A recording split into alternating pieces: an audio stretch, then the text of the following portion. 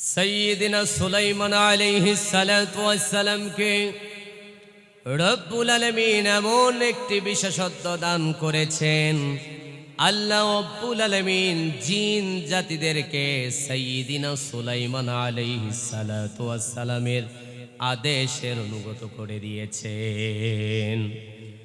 কোরআনুল কারীমের 34 নম্বর সূরা সূরাতুস সাবায়ের 12 নম্বর আয়াতে কারিমার শেষের অংশে রব্বুল আলামিন সেই কথাগুলোকে রেকর্ড করে দিচ্ছেন। আল্লাহ তাআলা বলছেন, ওয়া মিনাল জিন্নি মান ইয়ামালু বাইনা ইয়াদাইহি বিইذনি রাব্বি ওয়া মান ইয়াসিকু মিনহুম আন আমরিনা নুযিকুহু মিন আযাবিস সাঈর।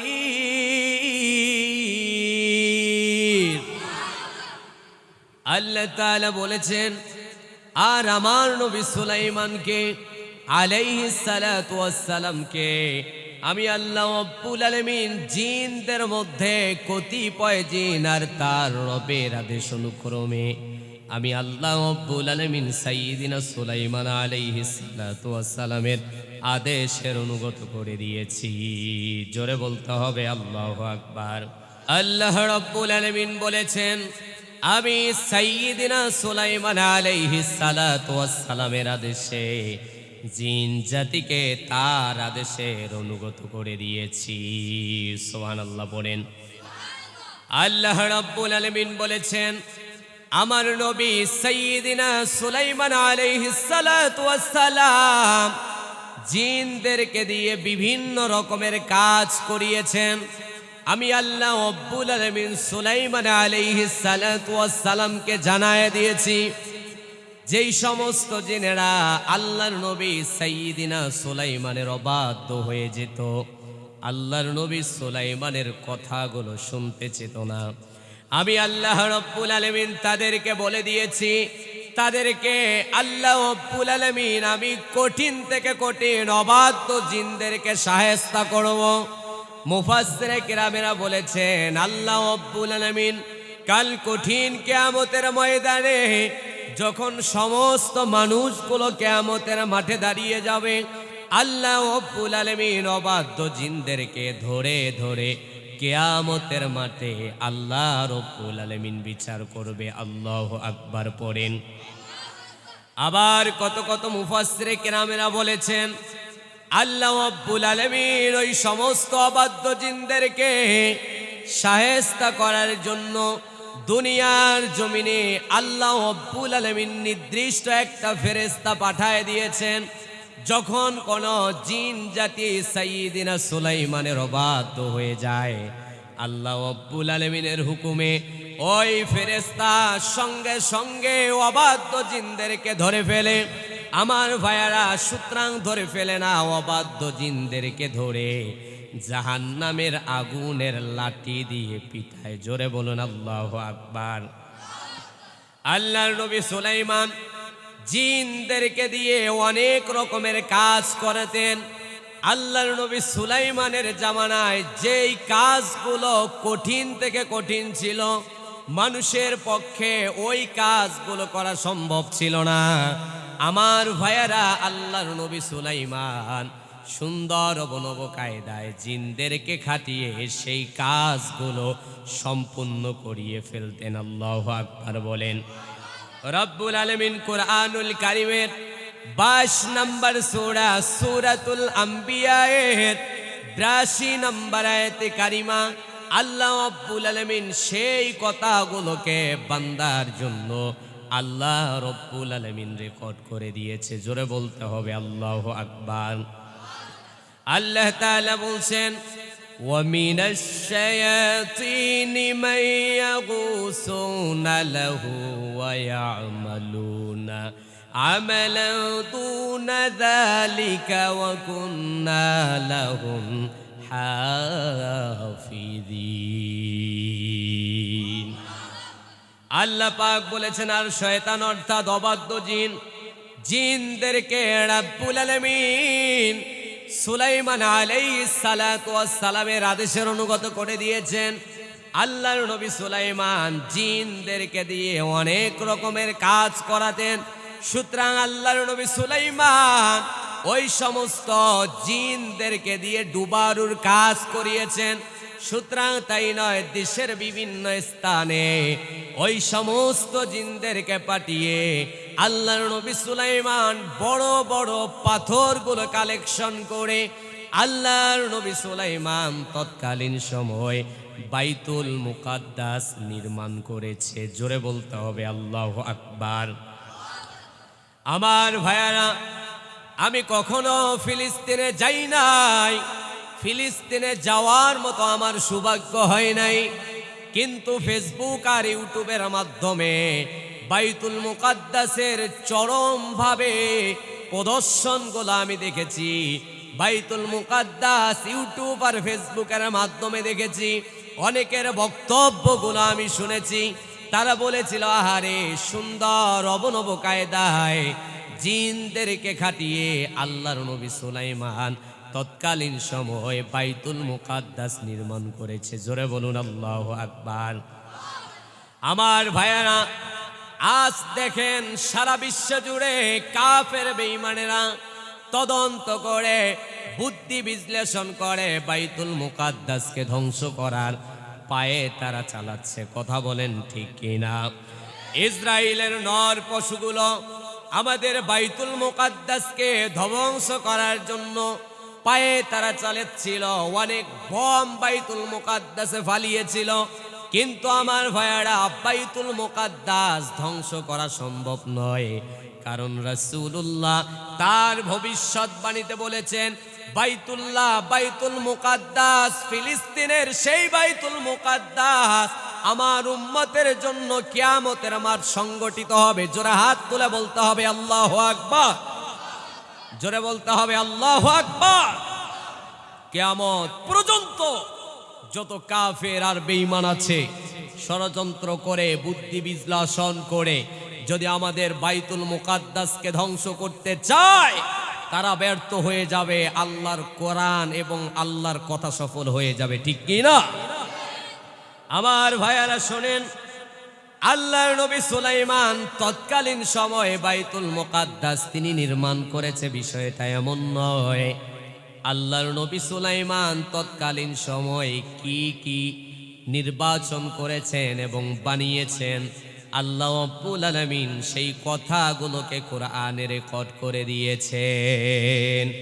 আমার ভাইয়ারা, রব্বুল আলামিন কোরআনুল কারীমের 34 নম্বর সূরা সূরাতুস সাবা-এর 13 নম্বর আয়াতে কারিমা, আওয়াজ করে বলতে হবে কয় নম্বর আয়াতে কারিমা?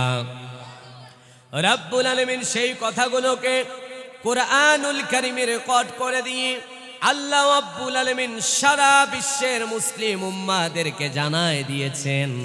আল্লাহ পাক বলেছেন, ইয়ামালুনা লাহু মা ইয়াশাউ মিন মাহারিবা ওয়া তামাথিলা ওয়া জিফানিন কাল জাওয়াবি ওয়া কুদুরির রাসিয়াত ই'মালু আলা দাউদ শুকরা ওয়া কলিলুম মিন ইবাদিয়াশ শাকুর।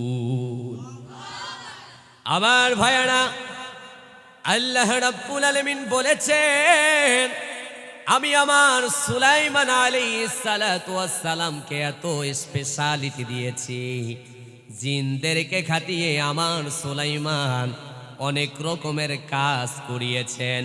আল্লাহর নবী সুলাইমানের ব্যাপারে আল্লাহ তাআলা বলছেন, জিনদেরকে পাঠায় দিয়ে বড় বড় সুন্দর সুন্দর পাথরগুলো কালেকশন করে আল্লাহর নবী সুলাইমান তৎকালীন সময়ে দুর্গা ভাস্কর্য এবং কি আল্লাহর নবী সুলাইমান বড় বড় হাউস এবং সুদৃশ্যপূর্ণ ডেক এবং চল্লির স্থাপিত বড় বড় ডেকগুলো আল্লাহর নবী সুলাইমান তৎকালীন সময়ে বানিয়েছেন। জোরে বলতে হবে আল্লাহু আকবার।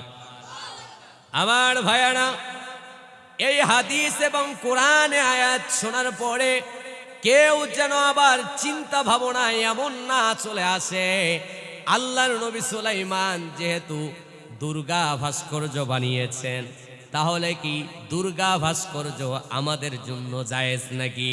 আমার ভাইয়েরা, আমি আপনাদেরকে বলছি, শোনেন, দিলের কান দিয়ে কথাগুলো শ্রবণ করেন, মোবাইল থাকলে কথাগুলোকে রেকর্ড করে নেন। আমার ভাইয়েরা, যদি খাতা কলম থাকে তাহলে নোট করে নেন। আমি আপনাদেরকে বলছি, আল্লাহর নবী সুলাইমান যেহেতু ভাস্কর্য বানিয়েছেন, এখানে মুফাসসিরে কেরামেরা তামাতিল শব্দ ব্যবহার করেছেন। তামাতিল শব্দের অর্থ মুফাসসিরে কেরামেরা এখানে ভাস্কর্য এনেছেন। তবে ঠিক আমার ভাইয়েরা শোনেন, আল্লাহর নবী সুলাইমান কোন জীব জন্তুর আকৃতি তৎকালীন সময়ে ভাস্কর্য বানায় নাই। আল্লাহর নবী কোন প্রাণীর আকৃতিতে তৎকালীন সময়ে ভাস্কর্য বানায় নাই।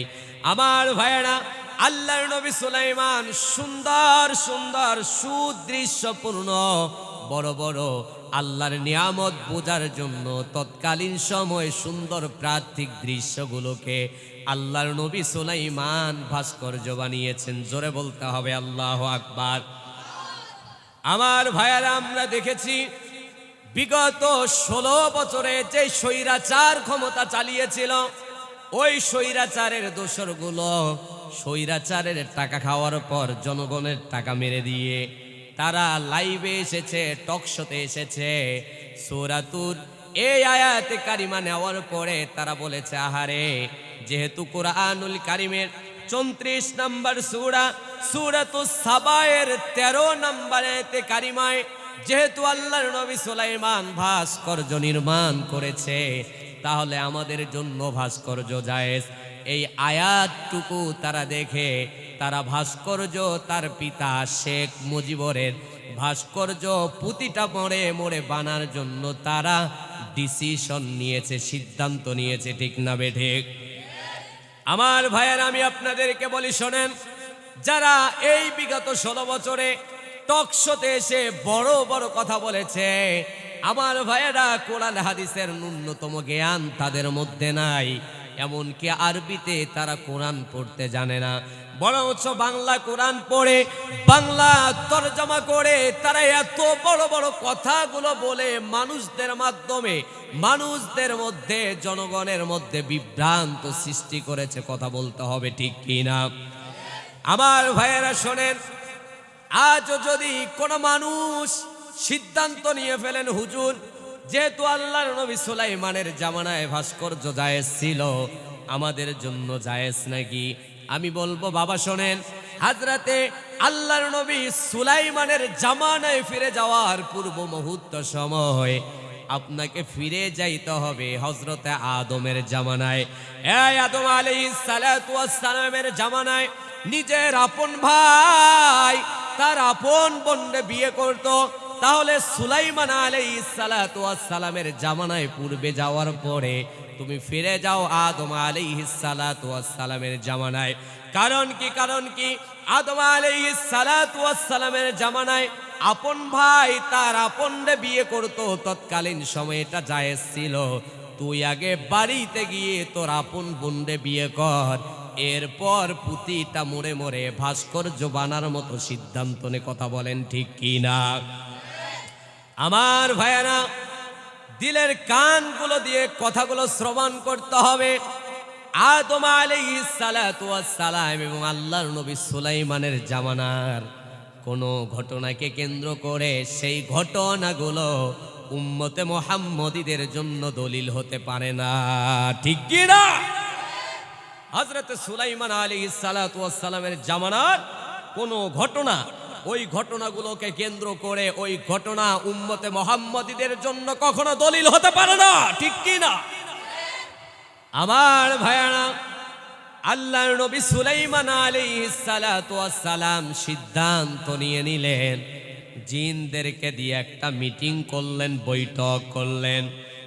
আল্লাহর নবী সুলাইমান ডাক দেয়া বলে, জিনেরা শোনো শোনো, আমি আল্লাহ রব্বুল আলামিনের হুকুমে, কার হুকুমে? আমরা আল্লাহ রব্বুল আলামিনের হুকুমে বাইতুল মুকাদ্দাস নির্মাণ করতে চাই। ও জিনেরা যাও যাও, দেশের বিভিন্ন স্থানে ছুটে যাওয়ার পরে বড় বড় সুন্দর সুন্দর পাথরগুলো তোমরা কালেকশন করে নিয়ে আসো। আমার জিনেরা তোমরা শোনো শোনো, ওই পাথরগুলো কালেকশন করে নিয়ে এসে আল্লাহর ঘর বাইতুল মুকাদ্দাস তোমরা নির্মাণের কাজ শুরু করো। জোরে বলতে হবে আল্লাহু আকবার। আল্লাহর নবী সুলাইমান তৎকালীন সময়ে দুইটা ডিসিশন নিলেন, দুইটা কাজ করার সিদ্ধান্ত নিলেন। আল্লাহর নবী সুলাইমান সর্বপ্রথম ডিসিশন নিলেন, সিদ্ধান্ত নিয়ে নিলেন, আমি বাইতুল মুকাদ্দাস নির্মাণ করব।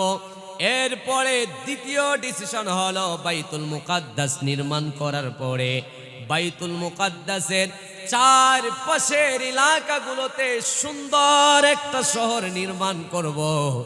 আমার ভাইয়ারা বুঝে থাকলে বলুন তো, সিদ্ধান্ত আল্লাহর নবী সুলাইমান নিয়েছেন ভালো না খারাপ? আল্লাহর নবী সুলাইমান জিনদেরকে পাঠায় দিলেন। এই সমস্ত জিনেরা দেশের বিভিন্ন স্থান থেকে বড় বড় পাথরগুলো নিয়ে আসলেন। আমার ভাইয়ারা, আল্লাহর নবী সুলাইমানের কথা অনুযায়ী তারা বাইতুল মুকাদ্দাস পুরনো নির্মাণ করার মতো, তারা সুযোগ এবং কাজ করার মতো মন মানসিকতা জিন জাতিগুলো তৈরি করে ফেলেছেন। আল্লাহু আকবার পড়েন।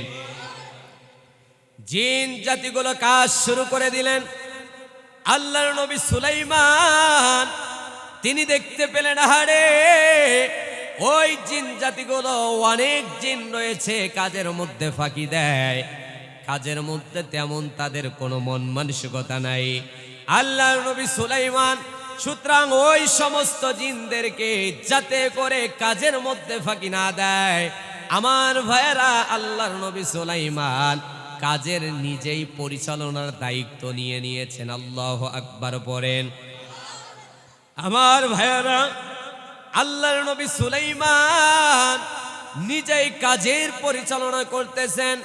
আল্লাহর নবী সুলাইমান বলেছেন, বাইতুল মুকাদ্দাসের মূল কাজ প্রায় শেষের দিকে।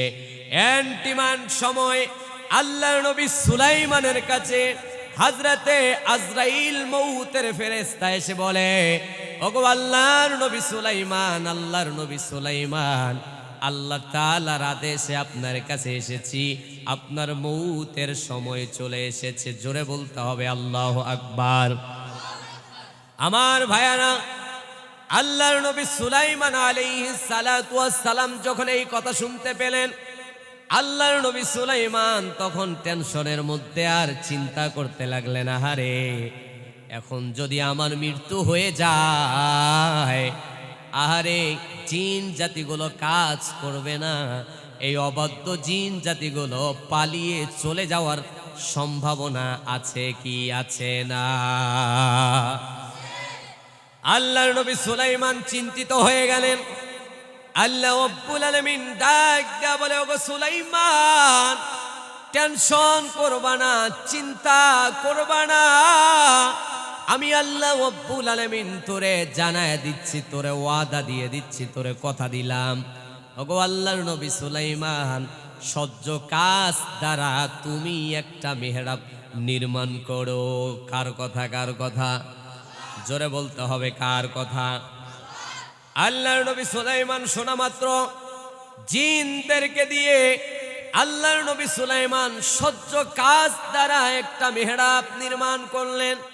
আমার ভাইয়ারা, মেহরাবটা নির্মাণ করলেন এমন করে, মেহরাবের ভিতরে কি আছে না আছে সব কিছু বাহির থেকে দেখা যায়।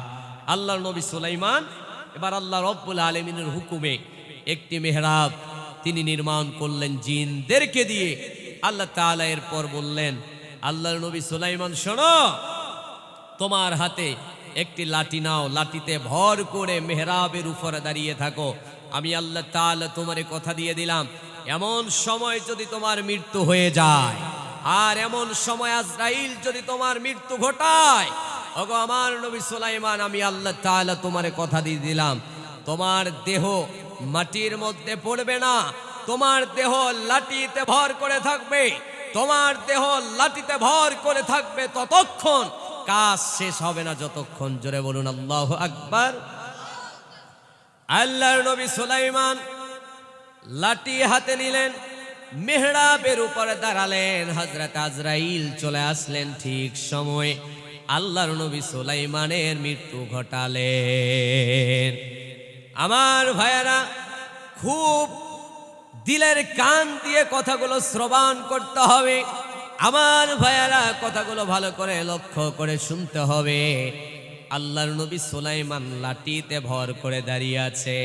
মুফাসসিরে কেরামেরা বর্ণনা করেছেন, আল্লাহর নবীর ইন্তেকালে, আল্লাহর নবী হযরত সুলাইমান আলাইহিস সালাতু ওয়াস সালামের ইন্তেকালের পর ওই লাঠিতে ভর করে আল্লাহর নবী সুলাইমান 100 বছর দাঁড়িয়েছিলেন। জোরে বলুন আল্লাহু আকবার।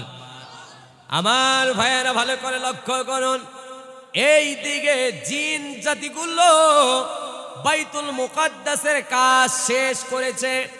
এরপরে চারপাশের এলাকাগুলোতে সুন্দর সুন্দর শহর নির্মাণ করেছে। আমার ভাইয়েরা, কাজ শেষের দিকে আর 1 বছর হওয়ার কারণে ঘুন পোকা আল্লাহর নবী সুলাইমান আলাইহিস সালাতু ওয়াস সালাম যে লাঠিতে ভর করে আছে, ওই লাঠি ঘুন পোকা খেয়ে ফেলতেছে। জোরে বলেন আল্লাহু আকবার। এইদিকে 1000 বছর আল্লাহর নবী সুলাইমান লাঠিতে ভর করে দাঁড়িয়ে আছে, আর জিন জাতি এসে আল্লাহর নবী সুলাইমানের সেই দাঁড়িয়ে থাকা লাঠিটা খেয়ে ফেলতেছেন। লাঠি খেয়ে ফেলার কারণে আল্লাহর নবী সুলাইমানের দেহ মাটির মধ্যে পড়ে গেছে। আল্লাহু আকবার বলেন। আমার ভাইয়ারা, এই দিকে আল্লাহর নবী সুলাইমানের লাঠি যখন ভেঙ্গে আল্লাহর নবী সুলাইমানের দেহ মাটিতে পড়ে গেছে, জিন জাতি দৌড় দিয়ে এসেছে। আহারে, আল্লাহর নবী সুলাইমানের দেহ কেন মাটিতে পড়েছে? জিন জাতিগুলো দৌড় দিয়ে এসে দেখে আল্লাহর নবী সুলাইমান আলাইহিস সালাতু ওয়াস সালাম মাটির মধ্যে পড়ে আছে। এই দিকে ঘুন পোকা জিন জাতিদেরকে খবর দিচ্ছেন, ও জিনেরা শোনো শোনো, আল্লাহর নবী সুলাইমানের দেহ আরো 1 বছর আগে ড্যামেজ হয়ে গিয়েছে। জিন জাতি তখন শুনতে পেলেন, তখন জিন জাতিগুলো আফসোস করে কি বলেছে, কোরআনুল কারিমে আল্লাহ রব্বুল আলামিন সেই কথাগুলোকে রেকর্ড করে দিয়েছেন। শোনার দরকার আছে কি আছে না ভাই? কোরআনুল কারিমের 34 নম্বর সূরা সূরাতুস সাবায়ের 14 নম্বর আয়াতে কারিমায় আল্লাহ রব্বুল আলামিন সেই কথাগুলোর রেকর্ড করে দিচ্ছেন। আল্লাহ পাক বলছেন, ফালাম্মা কদাইনা আলাইহিল মাউত মা দাল্লাহুম আলা মাউতিহি ইল্লা দাব্বাতুল আরদি তাকুলু মিন সাআতা। আল্লাহু আকবার। আল্লাহ পাক বলেন, আমি যখন আমার নবী সাইয়্যিদিনা সুলাইমান আলাইহিস সালাতু ওয়াস সালামের মৃত্যু ঘটালাম, জিন জাতি তখন বুঝতে পারে নাই। আমার নবী সুলাইমানের মৃত্যু ঘটানোর পরে আমার সুলাইমান লাঠিতে ভর করে দাঁড়িয়ে আছে। লাঠিতে ভর করে দাঁড়িয়ে থাকার কারণে ঘুন পোকা আমার সুলাইমানের লাঠি খেয়ে ফেলেছে। লাঠি খেয়ে ফেলার কারণে আল্লাহর নবী সুলাইমান মাটির মধ্যে পড়ে গেছে। মাটির মধ্যে পড়ে যাওয়ার কারণে জিন জাতি তাদেরকে জিন জাতিকে ঘুন পোকা খবর দিয়েছে আল্লাহর নবী সুলাইমানের, আহারে আল্লাহর নবী সুলাইমানের শরীর আরো 1 বছর আগে ড্যামেজ হয়ে গিয়েছে। তখন জিন জাতি আফসোস করেছে, আর জিন জাতি বলেছে, ফালাম্মা খররা তাবায়ানাতিল জিন্নু আল্লাউ কানু ইয়ামালুনাল গায়বা মা লাবিসু ফিল আযাবিল মুহিন। তখন জিন জাতি আফসোস করে বলেছে, তার দেহ মাটিতে পড়ে যাওয়ার কারণে তারা বলেছিল, আহারে আমরা তো গায়েব জানি না, যদি গায়েব জানতাম আল্লাহর নবী সুলাইমান আরো 1 বছর আগে মৃত্যুবরণ করেছে, এত হাঁটু ভাঙ্গা পরিশ্রম করে আমরা কাজগুলো করতাম না, আমরা কাজগুলো ফেলিয়ে রেখে আমরা সবাই পালিয়ে চলে যেতাম। আমার ভাইয়ারা, এই ঘটনার পূর্ব মুহূর্ত সময় জিন জাতি দাবি করেছিল তারা গায়েব জানে। কি জানে? আসলে গায়েব দুনিয়ার কোনো মানুষ জানে না, এমনকি কোনো নবী রাসূলরা গায়েব জানে না। গায়েব জানেন স্বয়ং একজন, আওয়াজ করে বলতে হবে তিনি কে। আমার ভাইয়ারা, এই ঘটনার পরে জিন জাতি বুঝতে পেরেছে, আহারে আমরা তো গায়েব জানি না। এই ঘটনার পূর্ব মুহূর্ত সময়ে তারা গায়েব জানে বলে সমাজে আল্লাহর নবী সুলাইমানের কাছে দাবি করেছে। আল্লাহ রাব্বুল আলামিন সেই আয়াতে কারিমা নাজিল করে দিয়ে রাব্বুল আলামিন জিনদের ভুল ধারণাকে আল্লাহ রাব্বুল আলামিন ভেঙে দিয়ে তাদেরকে জানিয়ে দিয়েছেন, গায়েব পৃথিবীর কোনো মানুষ জানে না, গায়েব জানি স্বয়ং আমি আল্লাহ। জোরে বলতে হবে আল্লাহু আকবার। আমার ভাইয়ারা, সুন্দর একটি দৃষ্টান্ত, এক্সাম্পল আপনাদেরকে বোঝানোর জন্য বলি। আমরা সকলে আল্লাহর নবী, একজন নবী ছিলেন হযরতে ইয়াকুব পয়গম্বর, তিনি নবী ছিলেন। আমরা নাম সবাই শুনেছি কি শুনেছি না? আমার ভাইয়ারা, হযরতে ইয়াকুব তিনি পয়গম্বর ছিলেন। আমরা সকলে জানি হযরতে ইউসুফ আলাইহিস সালাতু ওয়াস সালামের পিতা হযরতে ইয়াকুব আলাইহিস সালাতু ওয়াস সালাম 8 ভাই মিলে হযরতে ইউসুফ আলাইহিস সালাতু ওয়াস সালামকে বুদ্ধি বিশ্লেষণ করে বাড়ির থেকে উঠায় নিয়ে কুফার মধ্যে ফালায় দিয়েছে, এবং তারা আল্লাহর নবী হযরতে ইউসুফ আলাইহিস সালাতু ওয়াস সালামের জামা কাপড়গুলো তারা সঙ্গে করে নিয়ে এসে একটা উট বা দুম্বা জবাই করে জামা কাপড়গুলোর মধ্যে রক্ত মেখে বাবা ইয়াকুবের সামনে তারা পেশ করেছে। এগো বাবা, তোমার সন্তান হযরতে ইউসুফ আলাইহিস সালাতু ওয়াস সালামকে বাঘে খেয়ে ফেলেছে। আমার ভাইয়ারা, মূল কথা হলো, কোনো নবী যদি গায়েব জানতেন তাহলে তো ইয়াকুব আলাইহিস সালাতু ওয়াস সালাম গায়েব জানতেন। তিনিও তো বলতে পারতেন, আহারে আমার সন্তানকে তো বাঘে খেয়ে ফেলে নাই, বরঞ্চ আমার সন্তানকে কূপের মধ্যে ফালায় দিয়ে তারা নাটক সাজিয়ে আমার সামনে দাঁড়িয়েছে। কথা বলেন ঠিক না বেঠিক? কিন্তু দুঃখজনক হলো সত্য, আমার ভাইয়ারা, আল্লাহর নবী হযরতে ইয়াকুব পয়গম্বর তিনি কোনো কিছুই এই বিষয়ে জানতেন না। ঠিক কি না?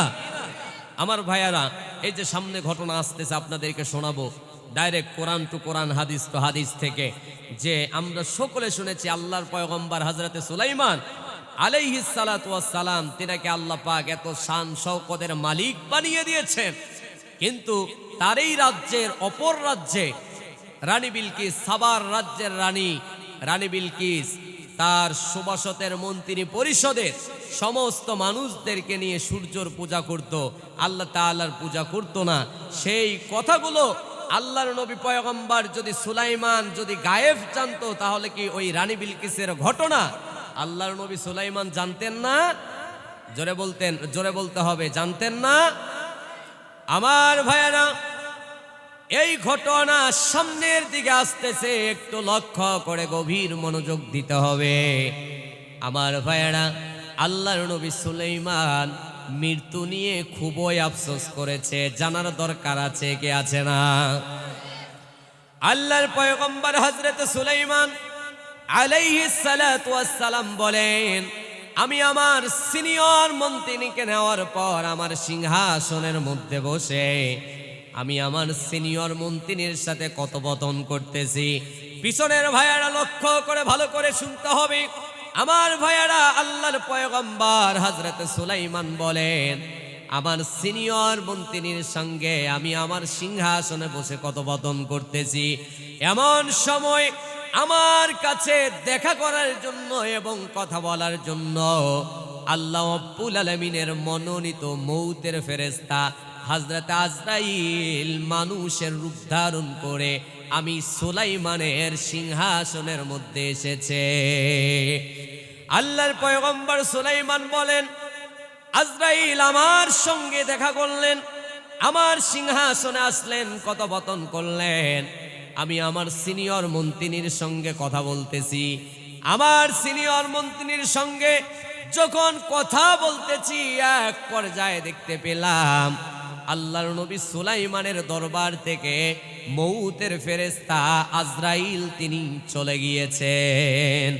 চলে যাওয়ার সঙ্গে সঙ্গে আল্লাহর পয়গম্বর সুলাইমান আলাইহিস সালাতু ওয়াস সালামের সিনিয়র মন্ত্রী ডাক দিয়ে আল্লাহর পয়গম্বর সুলাইমানকে জানায় দেয়, ওগো সুলাইমান আলাইহিস সালাতু ওয়াস সালাম, একটু আগে যেই মানুষটা আপনার সিংহাসনের মধ্যে এসেছে, ওই মানুষটারে আমি কোনোদিন কোনো মজলিসের মধ্যে দেখি নাই, ওই মানুষটারে আবার কোনোদিন মসজিদের মধ্যেও দেখি নাই।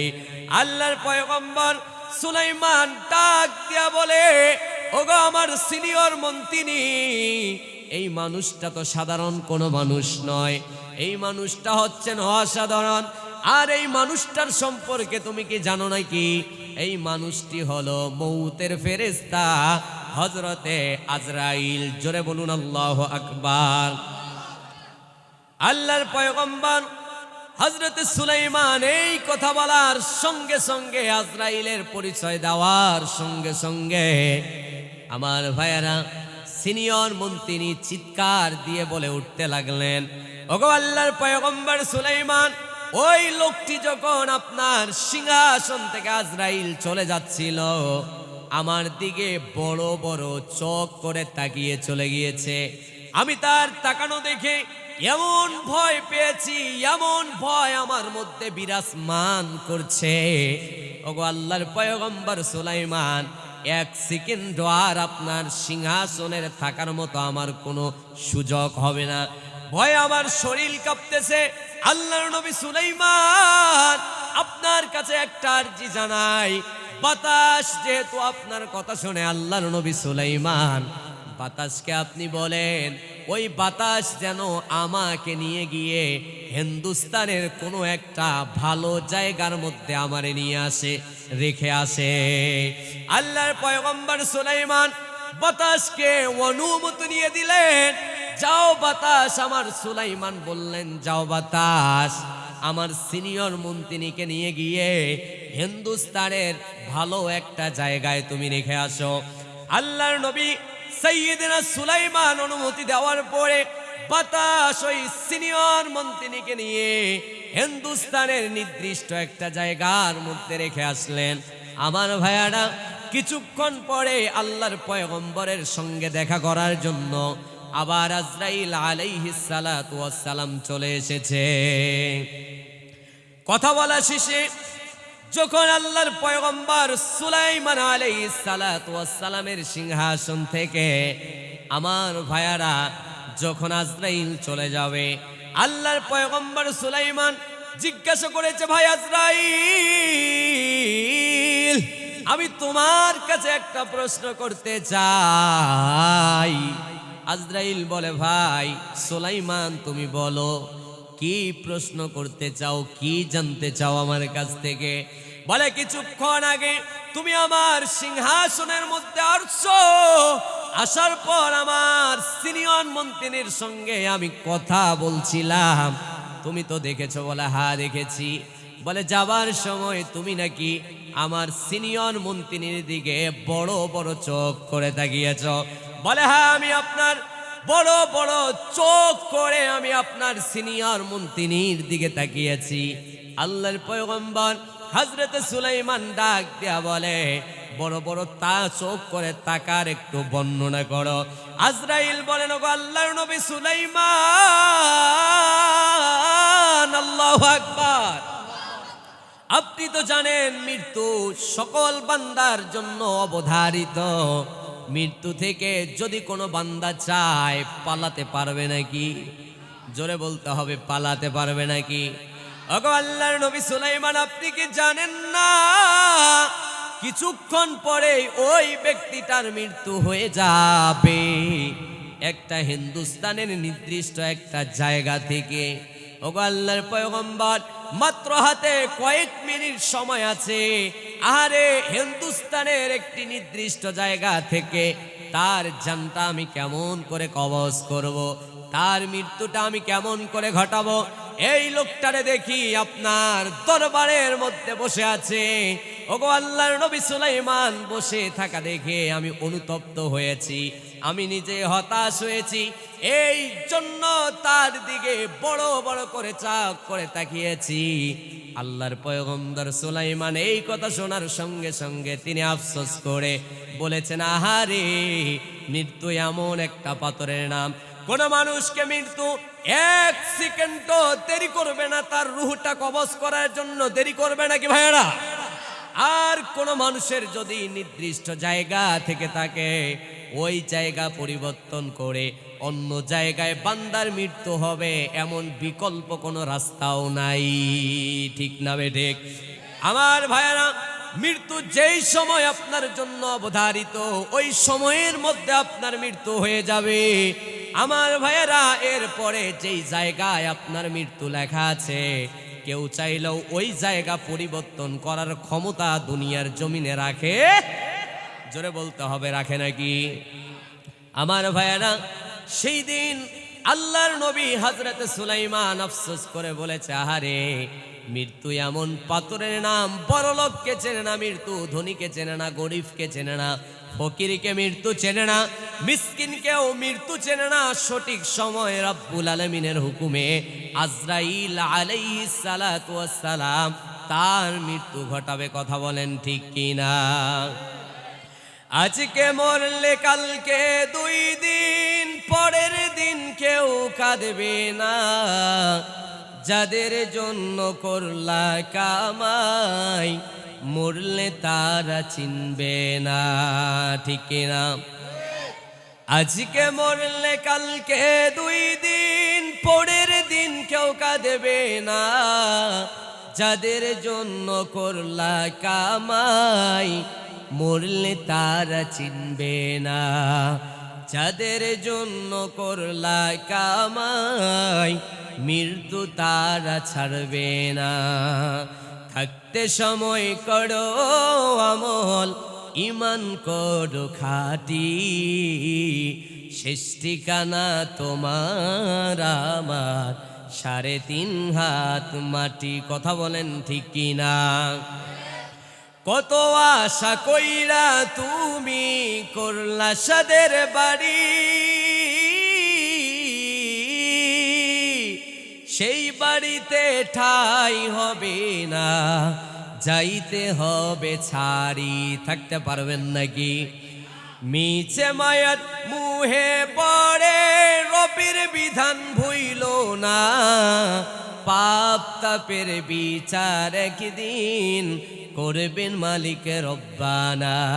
থাকতে সময় করো আমল, ইমান করো খাঁটি, শেষ ঠিকানা তোমার আমার 3.5 হাত মাটি। ঠিক কিনা? আজকে মরলে কালকে 2 দিন, পরের দিন কেউ কাঁদবে না, যাদের জন্য করলা কামাই, মরলে তারা চিনবে না, যাদের জন্য করলা কামাই, মরলে তারা চিনবে না। থাকতে সময় করো আমল, ইমান করো খাঁটি, শেষ ঠিকানা তোমার আমার 3.5 হাত মাটি। জোরে জোরে বলেন মারহাবা। আমার ভাইয়ারা, যেই কথা বলছিলাম, সরাসরি কোরআন থেকে আলোচনা করা হবে। আমি করব ওয়াজ, আপনারা দিবেন আওয়াজ। রাজি আছেন তো আপনারা? আমার ভাইয়ারা, আল্লাহর নবী সুলাইমান আলাইহিস সালাতু ওয়াস সালামকে রব্বুল আলামিন এমন স্পেশালিটি দিয়েছেন। আল্লাহর নবী সুলাইমান আলাইহিস সালাতু ওয়াস সালাম তিনি তার আদেশের অনুগত জিনদেরকে করিয়ে দিয়েছেন। ঠিক না বেঠিক? এরপরে রব্বুল আলামিন তাকে এমন স্পেশালিটি দিয়েছেন, আল্লাহর পয়গম্বর সুলাইমান তিনি পিপিলিকার ভাষা বুঝতেন। আমার ভাইয়েরা, আল্লাহর নবী সুলাইমানকে আল্লাহ পাক এমন স্পেশালিটি দিয়েছেন, পাখির ভাষাও আল্লাহর নবী সুলাইমান বুঝতেন। আল্লাহু আকবার পড়েন। স্বয়ং কোরআন থেকে আপনাদেরকে শোনাচ্ছি, আল্লাহ রাব্বুল আলামিনের নবী হযরতে সুলাইমান আলাইহিস সালাতু ওয়াস সালাম কেমন পাখির ভাষা বুঝতেন। একটা ঘটনা আপনাদেরকে শোনাই, শুনতে মন চায় আপনাদের? শুনবেন তো আপনারা? শেষ পর্যন্ত থাকবেন তো আপনারা? আমার ভাইয়ারা, কুরআনুল কারীমের 27 নম্বর সূরা সূরাতুন নামলের 16 নম্বর আয়াতে কারিমায় রব্বুল আলামিন সেই কথাগুলোকে বান্দার জন্য রেকর্ড করে দিয়েছেন। আমার ভাইয়ারা, রব্বুল আলামিন বলেছেন, ওয়ারিসা সুলাইমানু দাউদা ওয়া ক্বালা ইয়া আইয়ুহান নাসু উল্লিমনা মাওতিকাত তৈরি ওয়া উতিনা মিন কুল্লি শাই ইন্না হাযা লাহুয়াল ফাদলুল মুবিন। জোরে হাত তুলে বলেন আল্লাহু আকবার। আল্লাহ তাআলা বলেছেন, আর সুলাইমান এবং দাউদ আলাইহিস সালাতু ওয়াস সালামের উত্তরাধিকার হলো আল্লাহর নবী সুলাইমান ডাক দিয়া বলেছেন, ইয়া আইয়ুহান নাস, হে মানব সকল, উল্লিমনা মাওতিকাত তৈরি ওয়া উতিনা মিন কুল্লি শাই। আল্লাহ রাব্বুল আলামিন আমার প্রতি এমন অনুগ্রহ করেছেন, জিনদেরকে আল্লাহ রাব্বুল আলামিন আমার অনুগত করে দিয়েছেন। পাখির ভাষাও বুঝার মতো রব্বুল আলামিন আমারে স্পেশালিটি দিয়েছেন। আল্লাহু আকবার পড়েন। সাইয়্যিদিনা সুলাইমান আলাইহিস সালাতু ওয়াস সালাম কেমনে পাখির ভাষা বুঝতেন, একটা ঘটনা আপনাদেরকে শোনাই। আমার ভাইয়েরা, পাখির নাম হলো হুদহুদ পাখি। আওয়াজ করে বলতে হবে, কি পাখি? সাবার রাজ্যের রানী, রানী বিলকিস, রানী বিলকিসের সমস্ত ঘটনাগুলো, শিরকি ঘটনাগুলো এই হুদহুদ পাখি রেকর্ড করে তৎকালীন সময়ে আল্লাহর নবী সুলাইমানকে জানায় দিয়েছেন। আল্লাহু আকবার পড়েন। আমার ভাইয়ারা, আল্লাহর নবী সুলাইমান আলাইহিস সালাতু ওয়াস সালাম একবার তার সুবাসতের মন্ত্রী পরিষদের সমস্ত মানুষদেরকে সঙ্গে করে নিয়ে সফরে বাহির হয়েছেন। কিসে বাহির হয়েছেন? আল্লাহ তাআলা গোটা পৃথিবীটা বান্দার জন্য কত সুন্দর করে সাজিয়েছেন। এক দেশ থেকে অন্য দেশে সফরে যাবেন, এটা হলো রাসূলের সুন্নাহ। কার সুন্নাহ? জোরে আওয়াজ করে বলতে হবে পিছনের ভাইয়ারা, কার সুন্নাহ? আল্লাহর নবী সুলাইমান আলাইহিস সালাতু ওয়াস সালাম সুবাসতের মন্ত্রী পরিষদের সবাইকে নিয়ে তিনি একবার সফরে বাহির হলেন। সফরে বাহির হওয়ার পরে আল্লাহর নবী সুলাইমান সবাইকে নিয়ে, তার মন্ত্রী পরিষদের সবাইকে নিয়ে আল্লাহর নবী সুলাইমান মরুভূমির মধ্যে অবস্থান করছেন। আল্লাহর নবী সুলাইমানের সুবাসতের সমস্ত কর্মচারীরা বলতে লাগলেন, আল্লাহর নবী সুলাইমান, আল্লাহর পয়গম্বর সুলাইমান, আমাদের সবার পানির তৃষ্ণা লেগেছে। পানির তৃষ্ণা কিন্তু বড় তৃষ্ণা, কথা বলেন ঠিক কিনা? আপনি, আমার ভাইয়ারা, আপনি ভাত না খেয়ে থাকতে পারবেন, কিন্তু পানির তৃষ্ণা যদি হয়, পানি লাগবেই তো লাগবে, না হলে জীবন চলে যায়, এরকমটা হয়ে যায়, ঠিক কিনা? আল্লাহর পয়গম্বর সুবাসদের মন্ত্রী পরিষদের সমস্ত মানুষরা পানির জন্য হাহাকার হয়ে আছে। আল্লাহর পয়গম্বর শোনা মাত্র হুদহুদ পাখিরে তালাশ করলেন। হুদহুদ পাখিরে তালাশ করার সঙ্গে সঙ্গে আল্লাহর পয়গম্বর সুলাইমান হুদহুদ পাখিরে পেলেন না। তিনি না পাওয়ার কারণে সবাইকে বললেন, কি ব্যাপার, আমার হুদহুদ পাখি কোথায় চলে গিয়েছে? ওই হুদহুদ পাখিরে তো আমার বলে অনুমতি নিয়ে যায় নাই, সে অনুপস্থিত কেন? ও মন্ত্রী পরিষদের সমস্ত লোকেরা, তোমরা শুনে নাও, আমার হুদহুদ পাখি যেহেতু অনুপস্থিত, যদি অনুপস্থিতের ব্যর্থতা সে স্বীকার না করতে পারে, কেন অনুপস্থিতি? সে যদি উপযুক্ত কারণ না দেখাতে পারে, আমি সুলাইমান জানায় দিলাম, তোমাদেরকে শোনায় দিলাম, আমি হুদহুদ পাখির কঠিন থেকে কঠিন বিচার করব। আমার ভাইয়েরা, আল্লাহর নবী সুতরাং বিচার করবেন এই কথা বলেন নাই। আল্লাহর নবী সুলাইমান বলেছে অনুপস্থিতিতে যথাযথ কারণ যদি সে না দেখাতে পারে, আমি তারে ধরবো এবং কি জবাই করে ফেলবো। আল্লাহ আকবার বলেন। আমার ভাইয়েরা, এখানে একটা প্রশ্ন আছে, বোঝার মতো স্পেশালিটি আমাদের আছে। ওই মরুভূমির মধ্যে সব মানুষেরা পানি পানি বলে চিৎকার করে, কিন্তু সেই সময়ের মধ্যে আল্লাহর নবী সুলাইমান কেন হুদহুদ পাখিরে তালাশ করলেন? প্রশ্ন থেকে যায় কি যায় না? হুদহুদ পাখিরে আল্লাহ রাব্বুল আলামিন এমন স্পেশালিটি দিয়েছেন, আকাশে উড়লে পড়ে, জমিনে কোথায় খাল বিল আছে, কোথায় পানি আছে, আল্লাহ তাআলা তারে এমন স্পেশালিটি দিয়েছেন, হুদহুদ পাখি আকাশে উড়ে জমিনের সব কিছু দেখতে পারে। আল্লাহু আকবার। এই মুজিজা এবং এই স্পেশালিটি হুদহুদ পাখির নয়, বরঞ্চ তাকে যিনি দিয়েছেন, আওয়াজ করে বলুন তিনি কে? আল্লাহ রাব্বুল আলামিন হযরতে সুলাইমান আলাইহিস সালাতু ওয়াস সালামের সেই ঘটনাকে আল্লাহ রাব্বুল আলামিন কুরআনুল কারীমে রেকর্ড করে দিয়েছেন। রাব্বুল আলামিন বলেন কুরআনুল কারীমের ২৭ নম্বর সূরা সূরাতুন নামলের ২০ নম্বর আয়াতে কারিমা থেকে ৪৪ নম্বর আয়াতে কারিমা পর্যন্ত আল্লাহ রাব্বুল আলামিন এখানে লম্বা একটি ঘটনা আল্লাহ রাব্বুল আলামিন উঠায়া দিয়েছেন। জোরে বলুন আল্লাহু আকবার। আল্লাহ পাক বলছেন وَتَفَقَّدَ الطَّيْرَ فَقَالَ مَا لِيَ لَا أَرَى الْهُدْهُدَ أَمْ كَانَ مِنَ الْغَائِبِينَ لَوْ عَذِّبَنَّهُ عَذَابًا شَدِيدًا أَوْ لَأَذْبَحَنَّهُ أَوْ لَيَأْتِيَنِّي بِسُلْطَانٍ মুবিন। জোরে বলুন আল্লাহু আকবার। আল্লাহর পয়গম্বর সুলাইমান বললেন, কি ব্যাপার? হুদহুদ পাখিরা আমি ডাকলাম, ডাকা মাত্র তার সাড়া পেলাম না কেন? সে কোথায় গিয়েছে? আমারে না বলে আমার কাছ থেকে চলে গিয়েছে কেন? সে যদি পরবর্তীতে চলে আসে, যথাযথ অনুপস্থিতিতে কারণ না দেখাতে পারে, আমি হুদহুদ পাখিরে ধরব, কঠিন বিচার করব, অতঃপর তারে জবাই করে ফেলব।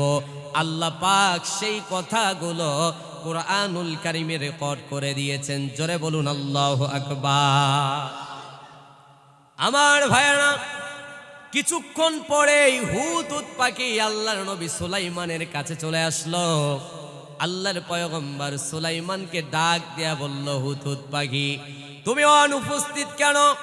অনুপস্থিতিতে যথাযথ তুমি কারণ দেখাও।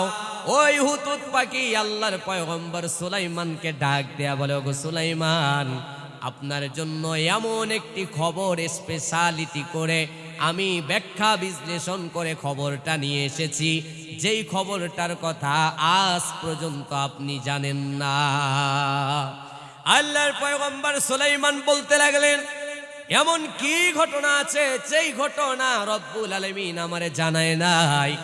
ওগো হুদহুদ পাখি, তুমি কি আমার থেকে বাঁচার জন্য, শাস্তি থেকে বাঁচার জন্য মিথ্যা বলছো নাকি? হুদহুদ পাখি বলে, ওয়াল্লাহি করে বলছি, আপনার বিচার থেকে বাঁচার জন্য নিশ্চয় আমি আপনাকে মিথ্যা কথা কখনো বলবো না। আল্লাহু আকবার। আল্লাহর পয়গম্বর সুলাইমান বললেন, তুমি যদি মিথ্যা বলে থাকো তাও প্রমাণিত হয়ে যাবে, আর তুমি যদি সত্য বলো তাহলে এখন এই প্রমাণ হয়ে যাবে। আল্লাহু আকবার বলে। আল্লাহর পয়গম্বর সুলাইমান আলাইহিস সালাতু ওয়াস সালাম হুদহুদ পাখিকে ডাক দিয়া বলে, তুমি মিথ্যা বলেছো নাকি সত্য বলেছো, এক্ষণে প্রমাণ হয়ে যাবে।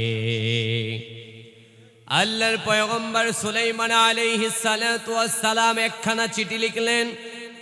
আল্লাহর পয়গম্বর চিঠি লেখার পর হুদহুদ পাখিকে ডাক দেয়া বলে, হুদহুদ পাখি শোনো, যদি তুমি সত্য বলে থাকো এই চিঠিখানা নিয়ে গিয়ে সাবার রাজ্যের রানী বিলকিসের চিঠি কোলের মধ্যে নিক্ষেপ করবা।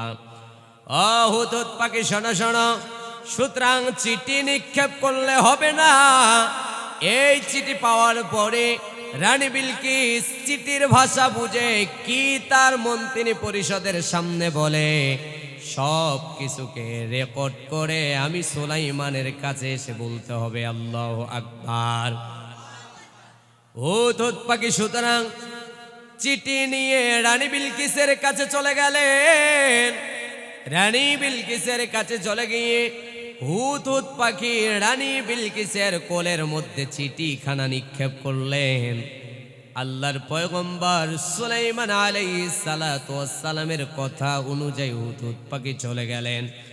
আমার ভাইয়ারা, এইদিকে হুদহুদ পাখি যখন চিঠিখানা নিক্ষেপ করলেন, রানী বিলকিস ওই চিঠিটা পাওয়ার পরে কি বলেছেন আল্লাহ রাব্বুল আলামিন সেই কথাগুলো রে কোরআনে হাকিমে সুন্দর করে রেকর্ড করে দিয়েছেন। আল্লাহ পাক বলছেন, রানী বিলকিস যখন চিঠিখানা পেয়ে গেল, রানী বিলকিস তখন তার মন্ত্রী পরিষদের সবার সামনে বলতে লাগলেন, ক্বালাত ইয়া আইয়ুহাল মালাউ ইন্নী উলকিয়া ইলাইয়া কিতাবুন কারীম। রানী বিলকিস তার মন্ত্রী পরিষদের সমস্ত মানুষদেরকে ডাক দেয়া বলে, ও মন্ত্রীরা শোনো শোনো, আমার এখানে একখানা চিঠি এসেছে। এই চিঠিটা সাধারণত কোনো চিঠি নয়, এই চিঠি হলো আমার কাছে অনেক দামি চিঠি। আল্লাহু আকবার পড়েন। আল্লাহর পয়গম্বর সঙ্গে সঙ্গে ওই চিঠির মধ্যে কি লিখেছেন রানী বিলকিস তার মন্ত্রী পরিষদের সবার সামনে চিঠি খোলে চিঠির ভাষায় পড়ে শোনাচ্ছেন। চিঠিতে এমন লেখা ছিল, ইন্নাহু মিন সুলাইমান ওয়া ইন্নাহু বিসমিল্লাহির রহমানির রহিম। আল্লা তাআলু আলাইয়া ওয়াতুনি মুসলিমিন। জোরে বলুন আল্লাহু আকবার। রানী বিলকিস তখন চিঠি পড়তে লাগলেন। আল্লাহর পয়গম্বর সুলাইমান যেহেতু আল্লাহর পয়গম্বর, আল্লাহর নবী সুলাইমান চিঠি অনেক বড় লম্বা চিঠি লিখলেন না, যেহেতু তিনি পয়গম্বর, পয়গম্বর স্বরূপ চিঠি লিখলেন।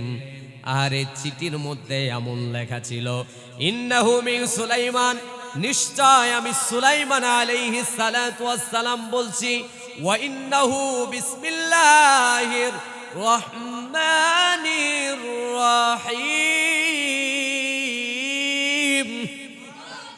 আল্লাহর পয়গম্বর আল্লাহর নামে শুরু করলেন, পরম করুণাময়।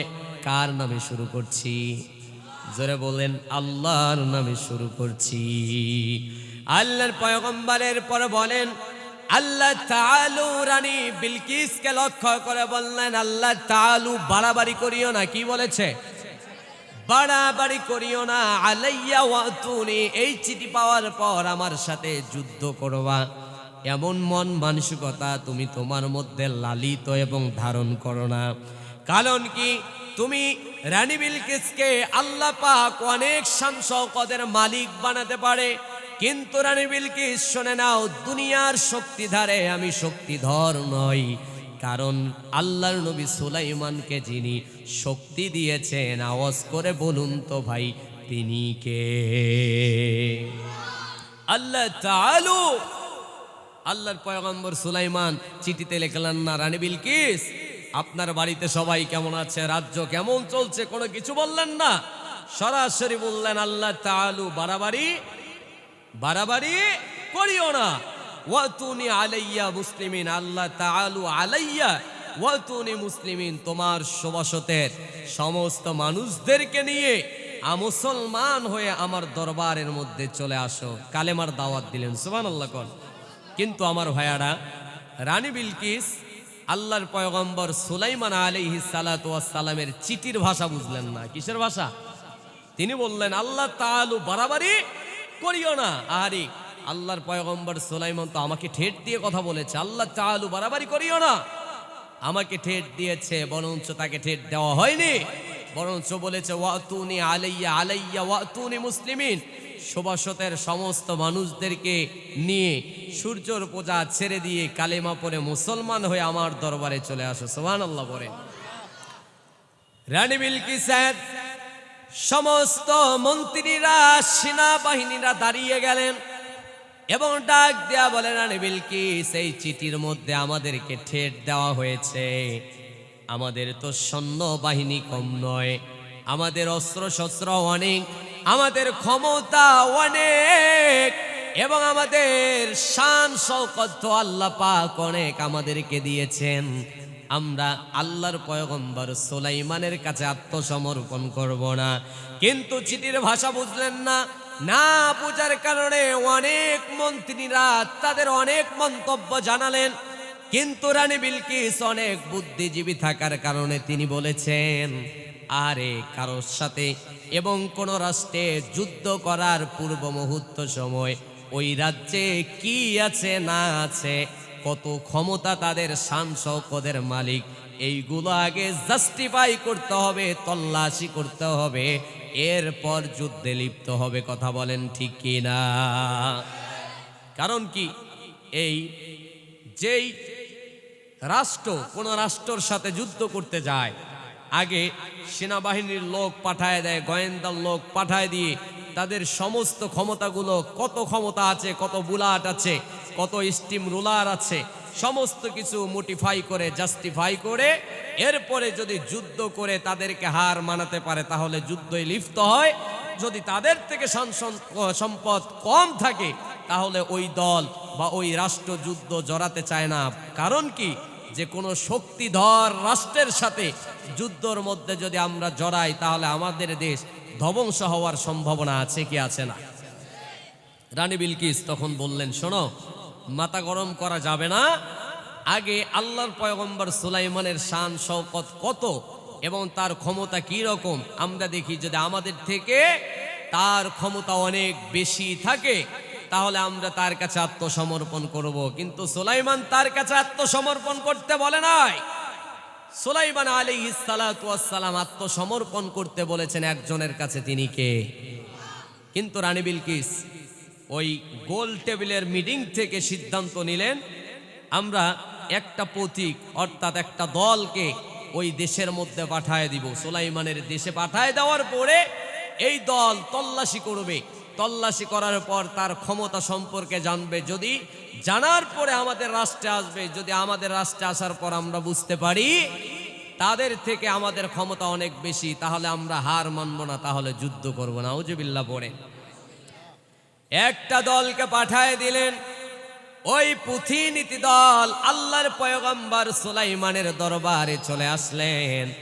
এইদিকে হুদহুদ পাখি সমস্ত কথাগুলোকে রেকর্ড করে ওরা আসার পূর্ব মুহূর্ত সময় আল্লাহর পয়গম্বর সুলাইমান আলাইহিস সালাতু ওয়াস সালামকে জানিয়ে দিয়েছেন। সুবহানাল্লাহ। আল্লাহর পয়গম্বর হযরতে সুলাইমান আলাইহিস সালাতু ওয়াস সালামের সিংহাসনে একটি প্রতিনিধি দল চলে আসলো, অনেক হাদিয়া তোহফা নিয়ে আসলো, অনেক দামি দামি গিফট গুলো নিয়ে আসলো। আল্লাহর পয়গম্বর দেখা মাত্র তাদেরকে ডাক দেয়া বলে, তোমাদেরকে তো হাদিয়া তোহফা নিয়ে আসতে বলি নাই, কেন তোমরা এগুলো নিয়ে এসেছো? বলে, রানী বিলকিস আপনার জন্য হাদিয়া এবং তোহফা পাঠিয়ে দিয়েছে, সুন্দর সুন্দর দামি দামি গিফট পাঠিয়ে দিয়েছে।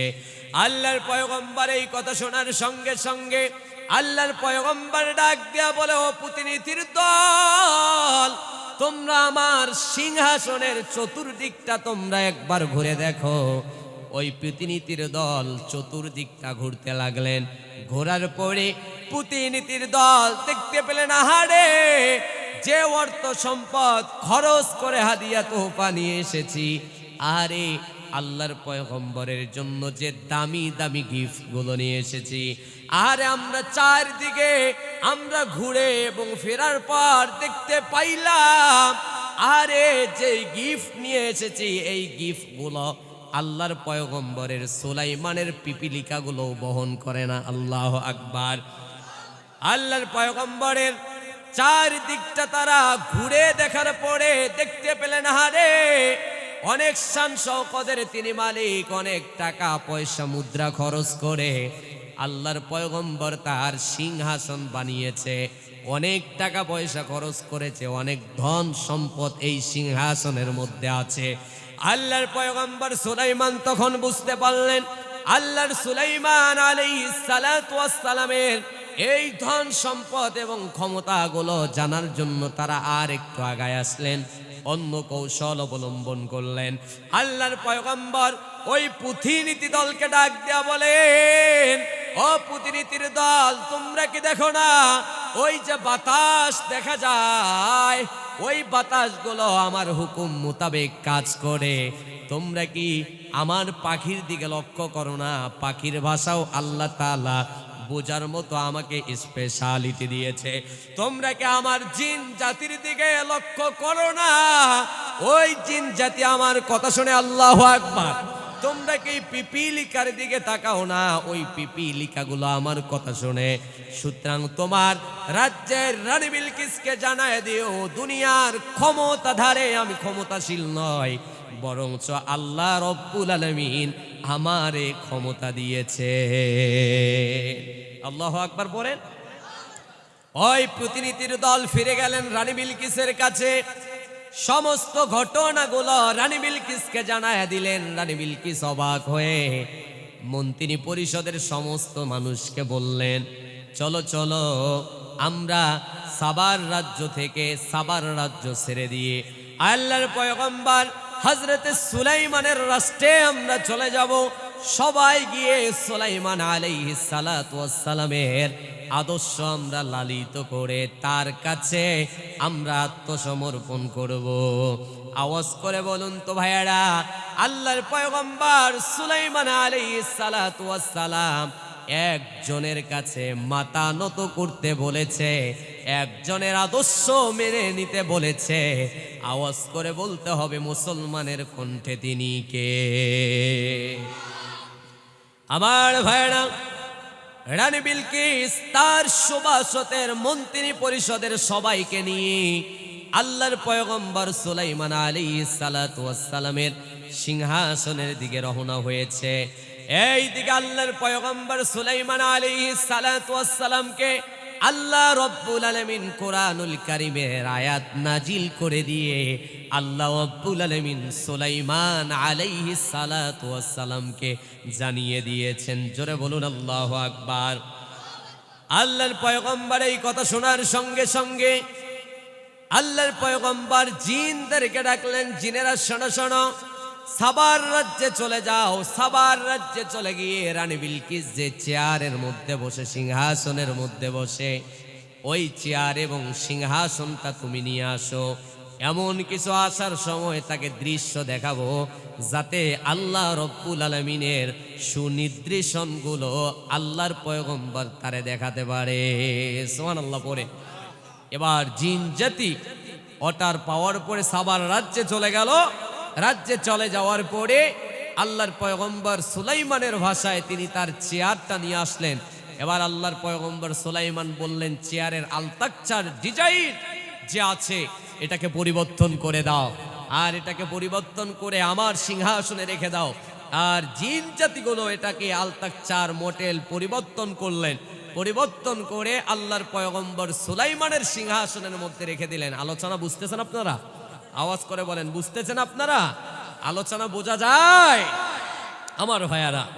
এরপরে আল্লাহর পয়গম্বর সুলাইমান আলাইহিস সালাতু ওয়াস সালাম সুলাইমান আলাইহিস সালামের সিংহাসনের মধ্যে রানী বিলকিস তার সুবাসতের মন্ত্রী পরিষদের সবাইকে নিয়ে যখন উপস্থিত হয়ে গেলেন, আল্লাহর পয়গম্বর সুলাইমান সর্বপ্রথম ডাক দিয়া বললেন, রানী ওই দেখো একটা চেয়ার দেখা যায়, দেখো তো ওই চেয়ারটা চেনো কিনা। আল্লাহু আকবার পড়ে রানী বিলকিস তখন বলতে লাগলেন, আহারে চেয়ারটা তো অনেক চেনা চেনা মনে হয়, কিন্তু আলতাকচার আর ডিজাইন পরিবর্তন করার কারণে রানী বিলকিস বলতে লাগলেন চেনার মধ্যেও আবার অচেনা মনে হয়, ঠিক কি না?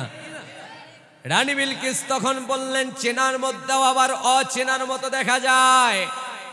আল্লাহর পয়গম্বর সুলাইমান বলে এটা তো তোমার সিংহাসন, তোমার চেয়ার, তুমি আসবা বলে আল্লাহ পাক আমারে জানায় দিয়েছেন। আমি আমার জিনদেরকে দিয়ে তোমার চেয়ার উঠায় নিয়ে আসার পরে আলতাকচার এবং ডিজাইনটা সম্পূর্ণ আমি পরিবর্তন করে দিয়েছি। আল্লাহু আকবার। ও রানী শোনো আমার সাথে, আল্লাহ তাআলা বাড়াবাড়ি করিও না, যুদ্ধ করার চেষ্টা করিও না। তুমি কি জানো না বাতাস আমার কথা শুনে পিপিলিকার ভাষাও আমি বুঝি? তুমি কি জানো না পাখির ভাষাও আমি বুঝি? তুমি কি জানো না জিনদেরকে খাটিয়ে আমি কতই না কাজ করে নেই? ও শোনো শোনো রানী, তুমি কি আমার ক্ষমতা সম্পর্কে জানো না?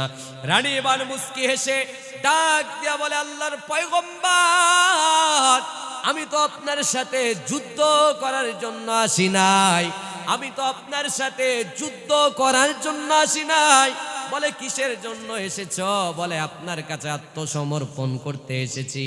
তখন আল্লাহর পয়গম্বর সুলাইমান ভাবতে লাগলেন আহারে চিঠির ভাষা রানী বিলকিস এখন পর্যন্ত বোঝে নাই, কারণ আল্লাহর পয়গম্বর আত্মসমর্পণ করতে বলেছে, মুসলমান হতে বলেছে একমাত্র কার জন্য? তখন আল্লাহর পয়গম্বর হযরতে সুলাইমান মনে মনে ভাবলেন আহারে রানী বিলকিস তো এখন পর্যন্ত চিঠির ভাষা বোঝে নাই, আর চিঠি ভাষা বোঝার জন্য একটি কৌশল অবলম্বন করলেন। তখন আল্লাহর পয়গম্বর সুলাইমান আলাইহিস সালাতু ওয়াস সালাম জিনদেরকে ডাকলেন, জিনেরা শোনো, জিনেরা শোনো, কাছে আসো। এবার বললেন সহ্য করে সুন্দরভাবে পাইলিং করে তোমরা একটা সিংহাসনের মতো করে বড় বিল্ডিং বানায় দেখাও। সুবহানাল্লাহ বলেন, যেটাকে বলা হয় শীষমহল বানাও। আল্লাহর পয়গম্বর জিনদেরকে ডাকলেন আর বললেন তোমরা একটা বড় শীষমহল বানাও। আল্লাহর পয়গম্বরের কথা অনুযায়ী জিন জাতি বিশাল বড় একটা শীষমহল তৈরি করলেন, বানালেন। এরপরে আল্লাহর পয়গম্বর সুলাইমান আলাইহিস সালাতু ওয়াস সালাম বলতে লাগলেন শোনো জিনেরা, শীষমহল তৈরি করা শেষ। এবং জিন জাতিগুলো আল্লাহর নবী সুলাইমানের কাছে এসে বললেন, ওগো আল্লাহর পয়গম্বর সুলাইমান, আমরা তো বিশাল বড় আকারে একটা শীষমহল বানিয়েছি। বলে এই শীষমহলে ঢোকার আগে যে আঙিনাটা আছে ওই আঙিনাটার মধ্যে একটা বিশাল গর্ত খনন করো। আল্লাহু আকবার বলেন। জিন জাতিগুলো একটা গর্ত খনন করলেন। এরপরে আল্লাহর পয়গম্বর ডাক দেয়া বলে ওই গর্তটা পানি দিয়ে ফিল আপ করে দাও। জিন জাতিগুলো পানি দিয়ে ফিল আপ করে দিলেন। আল্লাহর পয়গম্বরের পরে বললেন সহ্য কাজ দ্বারা ওই পানির উপরে একটা পাইলিং করে দাও, যাতে করে ওই পাইলিং করার মাধ্যমে তলের পানিগুলো দেখা যায় এবং ওই সহ্য কাছে পাড়া দিয়ে ওই শীষমহলে ঢোকা যায়। জিন জাতিগুলো ওই গর্ত পানি দিয়ে ফিল আপ করলেন। সহ্য কাজ দ্বারা যখন আল্লাহর পয়গম্বরের আদেশ অনুযায়ী সুন্দর করে পাইলিং করে দিলেন, সুন্দর করে কালপেট বিছায়া দিলেন, পাইলিং করে দিলেন। এরপরে আল্লাহর পয়গম্বর রানী বিলকিসকে ডাক দিয়া বলে ওগো রানী বিলকিস শোনো শোনো, চলো চলো। ওগো রানী বিলকিস ওই শীষমহলের মধ্যে ঢুকে আল্লাহ পাকের নাজ নিয়ামত তোমারে দেখায়। আল্লাহু আকবার। বলে আল্লাহর পয়গম্বর সুলাইমান তো জানে ওইখানে পানি নাই, পানির উপরে কালপিট বিছা। কথা বলেন ঠিক কি না? বলে আল্লাহর পয়গম্বর সুলাইমান একটু পিছনে এবং রানী বিলকিস একটু সামনে। রানী বিলকিস মনে মনে ভাবলেন আহারে এই পাইলিং এ ঢুকতে হলে তো পানি পারাতে হবে। আল্লাহর পয়গম্বর সঙ্গে সঙ্গে রানী বিলকিসকে ফলো করলেন। ফলো করার পরে আল্লাহর পয়গম্বর দেখতে পেলেন আরে ওই শীষ মহলে ঢোকার পূর্ব মুহূর্ত সময় আল্লাহর পয়গম্বর বলেন রানী বিলকিস তার শরীরের কাপড়টা একটু উঁচা করলেন। উঁচা করলেন এই কারণে যাতে করে ওখানে পানি দেখা যায়, ওই পানি দিয়ে যদি আমি শীষ মহলের মধ্যে ঢুকি যাতে করে আমার শরীরের কাপড় চোপড়গুলো না ভেজে। কথা বলেন ঠিক কি না? আল্লাহর পয়গম্বর সুলাইমান সঙ্গে সঙ্গে একটা মুস্কি হেসে দিলেন। মুস্কি হাসার কারণে আল্লাহর পয়গম্বর মুস্কি হেসে দিয়ে আল্লাহর পয়গম্বর রানী বিলকিসকে বোঝাচ্ছেন, রানী বিলকিস শোনো শোনো, এখানে পানি নয়, পানির উপরে সুন্দরভাবে সহ্য কাজ দ্বারা কালপিটিং করে দেওয়া হয়েছে। ওগো রানী, সুতরাং তোমাকে কাপড় ওঠাতে হবে না। রানী বিলকিসকে এই দর্শনগুলো নিদর্শনগুলো বোঝাচ্ছেন এবং দেখাচ্ছেন। সঙ্গে সঙ্গে রানী বিলকিস মনে মনে ভাবলেন, আহারে, এই সুদর্শনের এবং নাজ নিয়ামতের এত এত ক্ষমতা যিনি সুলাইমানকে দিয়েছেন, নিশ্চয় সুলাইমান ওই আল্লাহর উপর বিশ্বাস এবং আল্লাহর উপর ঈমান আনতে বলেছে। সুবহানাল্লাহ পড়েন। রানী বিলকিস তখন বুঝতে পারার পরে রানী বিলকিস তখন কি বলেছেন, রাব্বুল আলামিন সেই কথাগুলোকে কুরআনুল কারীমে রেকর্ড করে দিয়েছেন। পড়েন আল্লাহু আকবার। রানী বিলকিস তখন বলতেছেন, রব্বি ইন্নী যালামতু নাফসি ওয়া আসলামতু মা'a সুলাইমানা লিল্লাহি রাব্বিল আলামিন। রানী বিলকিস তখন বলেছিল, হে আমার রব, আমি আমার নিজের নফসের উপরে জুলুম করেছি। ওগো আমার রব, এত এত ক্ষমতার মালিক তুমি আল্লাহ। ওগো রব, তুমি কি জানো নাকি রব নিজের উপর জুলুম করেছি। ও রব, জুলুমের দিকে তাকাইও না, তুমি আমারে রানী বিলকিস রে তুমি মাফ করে দাও। আমি নিশ্চয় রানী বিলকিস, ওগো আল্লাহ, আমি তোমার কাছে আত্মসমর্পণ করলাম। আল্লাহু আকবার বলেন। রবের মতো প্রিয় বন্ধু যার জীবনে রয়, তার কি আর থাকতে পারে, তার কি আর থাকতে পারে দুঃখ কষ্ট ভয়। রবের মতো প্রিয় বন্ধু যার জীবনে রয়। কথা বলেন ঠিক কিনা? রব যদি কোনো বান্দার বন্ধু হয়ে যায়, আমার ভাইয়েরা বুঝে থাকলে বলুন তো, ওই বান্দার টেনশন আর চিন্তা থাকতে পারে নাকি? এই জন্য দুনিয়াতে থেকে আমরা যদি আল্লাহরে বন্ধু বানিয়ে ফেলতে পারি, ওই রব দুনিয়ার সমস্ত মুসিবত থেকে রক্ষা করে। আল্লাহ পাক ওই রব আমাদেরকে জান্নাত দিবেন, এতে কোনো সন্দেহ আছে নাকি ভাই?